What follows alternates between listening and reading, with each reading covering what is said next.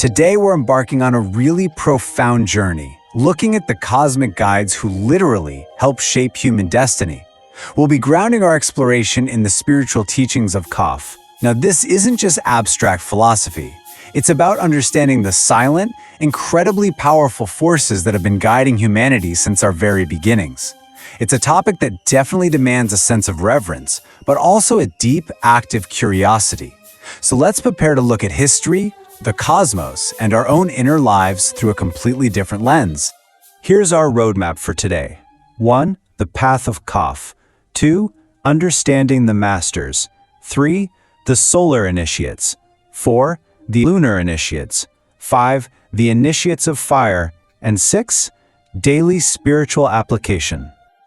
Let's dive right into Section 1, the path of Cafh, a journey toward the divine. To really grasp these teachings, we first have to understand the profound balance between our personal human effort and universal assistance. Cafh Is a path that demands rigorous, psychic, mental, and spiritual effort. You really have to put in the work. But here's the thing, individual effort alone fundamentally isn't enough. It has to be met with divine grace. Think of it like a partnership. Every ounce of effort you put out there needs the universe's help to actually bear fruit. For a lot of seekers on this path, this immense, nurturing, universal help is visualized and deeply revered as the Divine Mother. Moving on to Section 2, understanding the masters, our bridge to the cosmos. So, if divine assistance is constantly flowing down to humanity, who's actually delivering it? Well, we call these beings the masters. But let me be super clear right off the bat. Forget the traditional idea of a classroom teacher or a professor. That's not what we're talking about here. We are talking about profoundly enlightened spiritual entities. These are beings of unimaginable renunciation who have totally dedicated their existence to humanity's progress. Some of them are historically famous figures you'd recognize in a heartbeat, while others remain completely anonymous, quietly leaving the legacy of their work within those they assist. Section 3. The Solar Initiates, the Cosmic Architects. Let's start at the absolute largest scale. Solar initiates deal in massive planetary shifts. They show up when humanity desperately needs a completely new spiritual impulse. They're the ones who come in, dismantle the decaying, outdated ideologies of a previous era, and replace them with fresh divine wisdom. And they don't just do this from some detached distance, right? To anchor these transformative ideas into our reality, they actually incarnate. They come down to earth and they suffer and share in our human struggles. They act as true saviors of compassion and mercy, often sacrificing themselves so a vigorous new idea can take root across the entire human race. To put that into perspective, let's look at some historical examples. We're talking about influence that doesn't just impact one country. It spans across entire ages and continents. In antiquity, you have figures like Manu, Noah, and Abraham. Moving into the classical era, we see Krishna and Buddha, and in the common era, Christ. These are beings whose immense spiritual gravity literally altered the fundamental destiny of humanity. The concepts they introduced are still echoing through time today, long after they're physically gone. Now for Section 4, the lunar initiates, the societal builders. Stepping down from that massive universal scale, we get to the regional level. And this is where we really see the difference in scope. While solar initiates are focused on the global destiny of the entire human race, lunar initiates work regionally. They take those huge universal concepts brought by the solar initiates and translate them into actionable, practical systems for specific nations, cultures, or religious groups. Their aura is incredibly powerful, but they intentionally limit themselves so they can intensely focus on the specific groups of human beings entrusted to their care. What I find most fascinating about lunar initiates is the sheer variety of roles they take on to drive societal progress. They aren't always religious figures. They incarnate as great legislators like Moses or Solon, bringing the rule of law to new societies.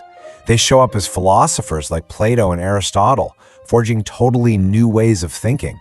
Sometimes they're even warriors or monarchs, like Alexander the Great or Charlemagne, pushing society into new organizational structures. They are the prophets, the paradigm-shifting artists, and the wise inventors. Their powerful influence is basically the bedrock of human history. Section 5. The Initiates of Fire, the Personal Guides. Now we're zooming into the most intimate, personal level of divine assistance. The Initiates of Fire operate under this amazingly powerful central motto, make matter mind and mind matter. So what does that actually mean?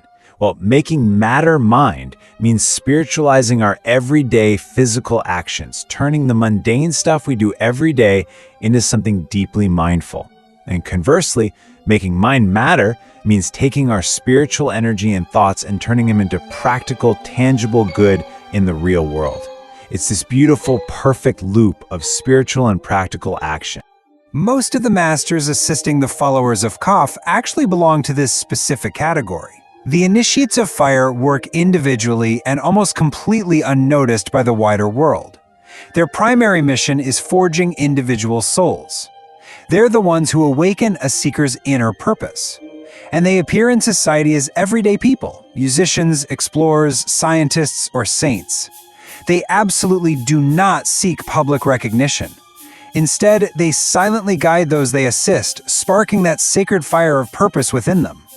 Sometimes their whole mission is just to prepare one single soul destined for greatness, or to quietly support a solar or lunar initiate.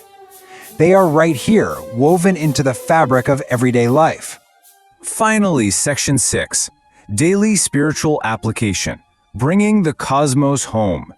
So how do we take all this immense cosmic knowledge and actually make it matter for us today? Because, let's be honest, knowledge without application is just trivia. Applying this wisdom takes 4 key steps. First, we have to learn to recognize that silent guidance in our everyday lives. Help is always there, sometimes in forms you'd least expect. Second, live by that motto of the Initiates of Fire. Dedicate your daily actions to practical good. Third, and this is absolutely crucial, radically reject self-importance and spiritual ego. No matter how much you dedicate your life to helping humanity, you must never, ever declare yourself a master. And fourth, maintain a deep, unifying humility. Those guided by the masters realize that they too always need assistance to move forward. Treat everyone with equal respect and revere the divine presence in them all. Which brings us to our final thought. The universal plan of evolution isn't just something happening to you. It's a profound journey that you are invited to actively participate in. The unseen hands of the masters, from the vast solar initiates down to the quiet initiates of fire, are constantly offering assistance, hoping you'll use it to better yourself and the world. So the question I want to leave you with today is this: how will you carry the sacred fire of the masters into your everyday life? Think about that as you move forward,